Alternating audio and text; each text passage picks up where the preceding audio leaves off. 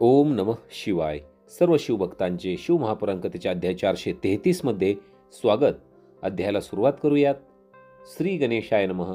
श्रीकृष्ण उपमन्यूला पुढे म्हणाले की हे मुनीश्वर, हे योगींद्र, तू कार्तिकेयासारखा बुद्धिमान आहेस, सर्व प्रकारच्या ज्ञानाचा निधी आहेस. मनुष्यांचे कर्मबंधन नष्ट करण्यासाठीच या भूलोकी प्रकट झाला आहेस. तू साक्षात परमेश्वर आहेस आणि महर्षीचे शरीर धारण करून तू या स्थानी स्थित झाला आहेस. तू चिदात्मक ईश्वराचा परमभाव जाणणार आहेस, म्हणून साक्षात शिवस्वरूप अशा तुझ्या मुखातून शिवज्ञानामृताचे सेवन करून माझे मन तृप्त होत नाही. आता जगतपतीच्या कुशीत बसलेल्या पार्वतीने त्यांना काय प्रश्न केला ते सांग. त्यावर उपमन्यू म्हणाले की यदुनंदन, तुम्ही शिवभक्तीने युक्त आहात, दुसऱ्याचे कल्याण करणारे आहात. तुम्ही फार चांगली गोष्ट विचारली आहे, म्हणून मी यथायोग्य वर्णन करतो. एकदा शिवजी पार्वती सहित मंदर पर्वतावरील दिव्य वनात गेले होते. तेव्हा देवीची शुभावती नामक सखी उमललेली मनोहर फुले घेऊन आली. तेव्हा शिवजींनी आपल्या प्रियेला वामांकावर बसून तिला पुष्पांनी सजवले. मग हातामध्ये चामर घेऊन तिची स्वतः सेवा करू लागले, तिच्याशी हास्य विनोद करू लागले. त्या समयी त्यांना प्रसन्न पाहून पार्वतीने विचारले की स्वामी, जे आत्मतत्वाचे साधन करत नाहीत, जे अल्पभक्ती, अल्पशक्ती, अल्प मानसिक बल आणि अल्पबुद्धीचे आहेत, अशा मर्त्य लोकवासी जीवात्म्यांना तुम्ही कसे काय वश होता? शिवजी म्हणाले की प्रिये, तू फार चांगला प्रश्न विचारला आहेस. आता मी काय म्हणतो ते लक्षपूर्वक ऐक. एखाद्याने पूजन, तपश्चर्या, जप, तप, ज्ञान व अन्य कोणतीही साधना केली आणि त्याच्या मनात माझ्याविषयी जराही श्रद्धा भक्ती नसेल तर मी त्याला वशीभूत होत नाही. पण एखाद्याची माझ्यावर श्रद्धा असेल तर त्याने केलेल्या अल्पसेवेनेही मी संतुष्ट होतो, त्याच्या अधीन होतो. मग तो माझे दर्शन घेऊ शकतो, मला स्पर्श करू शकतो, माझे पूजन करू शकतो आणि माझ्याशी संभाषणही करू शकतो. म्हणून जो मला वशीभूत करू इच्छितो त्याने सर्वप्रथम माझ्यावर श्रद्धा ठेवली पाहिजे. श्रद्धा हेच स्वधर्माचे साधन आहे आणि तीच या लोकी वर्णाश्रमी पुरुषांचे रक्षण करणारी आहे. जो आपल्या वर्णाश्रम धर्माला अनुसरून वागतो त्याचीच माझ्यावर श्रद्धा असते, इतरांची नाही. वर्णाश्रमी पुरुषांचे सर्व धर्म वेदांनी सांगितले आहेत. पूर्वी काळी माझ्याच आज्ञेने ब्रह्माजींनी त्यांचे वर्णन केले होते. त्यांनी सांगितलेल्या गायत्री यागादी धर्म खर्चिक आणि क्रियारूप आहे. त्यातून मिळणारे अधिकांश फल अक्षय नाही आणि त्या खर्चिक अनुष्ठानांमध्ये अनेक प्रकारचे क्लेश व परिश्रम सोसावे लागतात, ते वेगळेच. त्या महान धर्माने परम दुर्लभ श्रद्धा प्राप्त करून जो वर्णाश्रमी मनुष्य अनन्य भावाने मला शरण येतो त्याला धर्म, अर्थ, काम आणि मोक्ष हे चतुर्विध पुरुषार्थ सुखपूर्वक साध्य होतात. वर्णाश्रमांविषयी जो आचार धर्म आहे तो मी वारंवार सांगितला आहे. त्याचे भक्तिभावाने आचरण करणाऱ्या वर्णाश्रमी लोकांनाच माझ्या उपासनेचा अधिकार आहे, इतरांना नाही. ही माझी निश्चित आज्ञा आहे. माझ्या आज्ञेला अनुसरून धर्ममार्गाने चालणारे वर्णाश्रमी पुरुष मला शरण येतात. माझ्या कृपाप्रसादाने ते मल मायादी पाशांपासून मुक्त होतात. ते माझ्या पुनरावृत्ती रहित धामी येतात आणि माझे साधर्म्य प्राप्त करून परमानंदात निमग्न होतात. म्हणून मी सांगितलेल्या वर्णधर्मांचे पालन करून जो मला शरण येतो माझा भक्त बनतो, तो आपल्या आत्म्याचा स्वतःच उद्धार करतो. अज्ञानाने धर्माचरण करण्यापेक्षा धर्माचे स्वरूप नीट समजून घेऊन धर्माचरण केले असता कोट्यावधी पट लाभ होतो. यास्तव मी प्रतिपादन केलेल्या वर्णधर्मांचे अवश्य पालन करावे. मन्वंतरामध्ये योगाचार्याच्या रूपाने मला हजारो अवतार होतात. जो अज्ञानी, अल्पमती आहे, अभक्त आहे, त्याला हे ज्ञान दुर्लभ आहे. म्हणून या ज्ञानाचा प्रयत्नपूर्वक आश्रय घ्यावा. मोक्ष मार्गाला सोडून दुसऱ्या वस्तूंसाठी श्रम करणे ही सर्वात मोठी हानी आहे, त्रुटी आहे. हा सर्वात मोठा मोह आहे, आंधळेपणा आहे, मूर्खपणा आहे. हे देवेश्वरी, माझा सनातन धर्म ज्ञान, क्रियाचर्या आणि योग या 4 चरणांनी युक्त आहे.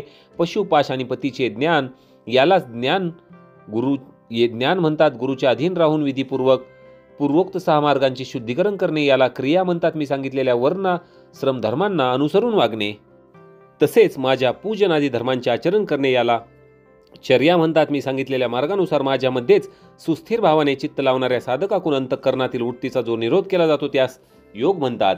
हे देवी, चित्त निर्मळ असणे, प्रसन्न असणे हे मुक्तिदायक असल्यामुळे अश्वमेध यज्ञाहूनही श्रेष्ठ आहे. विषयभोगाची इच्छा असणाऱ्या लोकांना हा मनप्रसाद दुर्लभ आहे.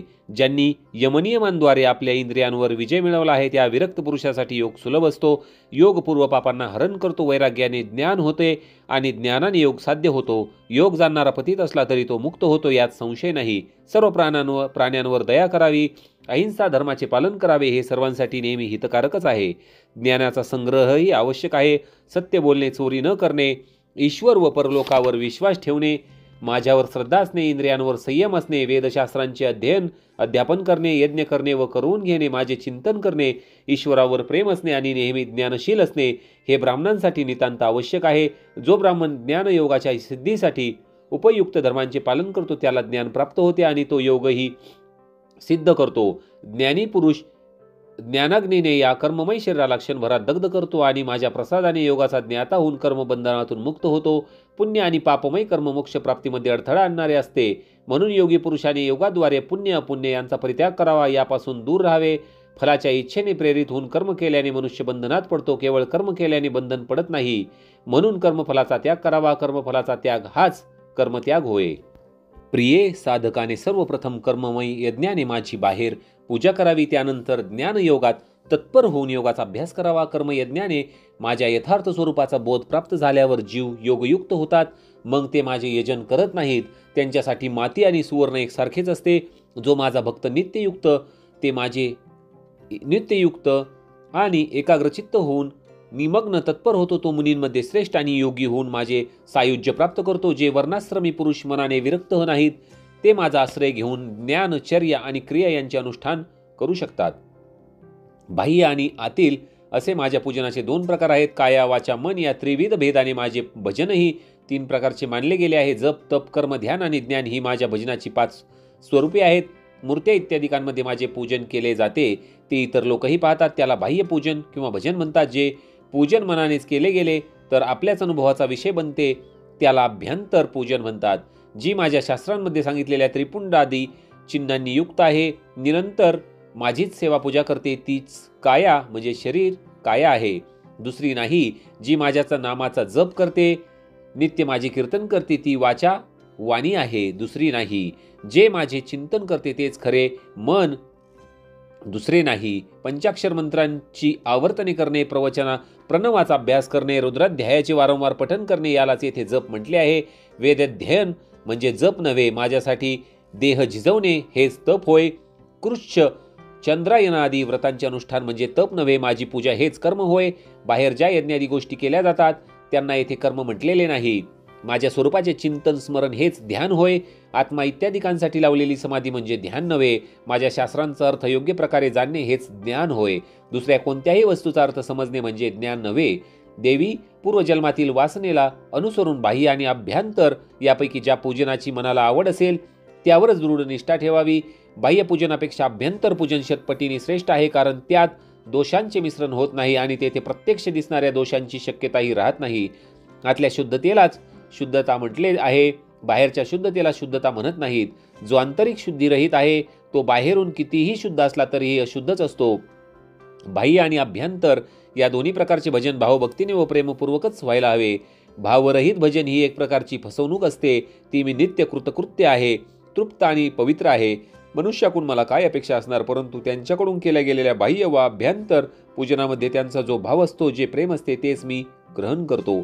देवी, भाव हाच क्रियेचा आत्मा आहे, तोच माझा सनातन धर्म आहे. म्हणून काया, वाचा, मने क्रिया कर्म करताना फलाची अपेक्षा ठेवूच नये. फलाचा उद्देश ठेवल्याने माझा आधार दुर्बळ होतो, कारण फलार्थीला फळ मिळाले नाही तर तो मला सोडू शकतो.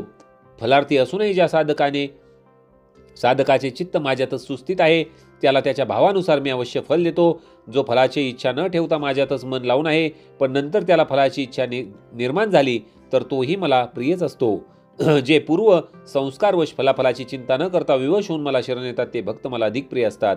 त्या भक्तांना माझी प्राप्ती हाच सर्वश्रेष्ठ लाभ असतो आणि मलाही त्या भक्तांची प्राप्ती हाच सर्वश्रेष्ठ लाभ असतो. मला समर्पित झालेला त्यांचा भाव पाहून मी संतुष्ट होतो. मी त्यांच्यावर कृपा करतो, त्यांना परमनिर्वाण रूप फल बलपूर्वक प्रदान करतो. ज्यांनी आपले चित्त मला समर्पित केले आहे, अर्थात जे माझे अनन्य भक्त आहेत, ते महात्मा पुरुष माझ्या धर्माचे अधिकारी असतात. त्यांची 8 लक्षणे सांगण्यात आलेली आहेत. माझ्या भक्तांवर प्रेम करणे, माझ्या पूजेला अनुमोदन देणे, नित्यनेमाने माझी पूजा करणे, माझ्यासाठीच शारीरिक क्रिया उद्योग वर्तन करणे, माझ्या कथा ऐकण्यात विलक्षण रुची असणे, कथा ऐकताना भाव दाटून येणे, सातत्याने माझे स्मरण करणे आणि माझ्या आश्रयाने राहून जीवन निर्वाह करणे, हीच ती 8 लक्षणे होत. ती लक्षणे एखाद्या यवनामध्ये दिसून आली तर त्याला श्रेष्ठ ब्राह्मण, मुनी, यती आणि पंडितच समजावा.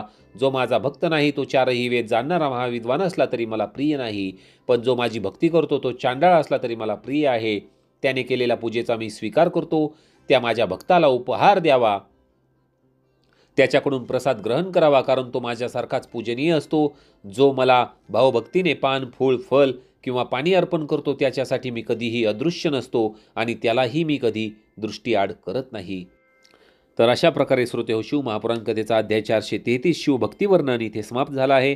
व्हिडिओ आवडला असेल, कथा आवडली असेल तर व्हिडिओला लाईक करा आणि चॅनलवर नवीन असाल तर चॅनलला सबस्क्राईब करा. ओम नमः शिवाय.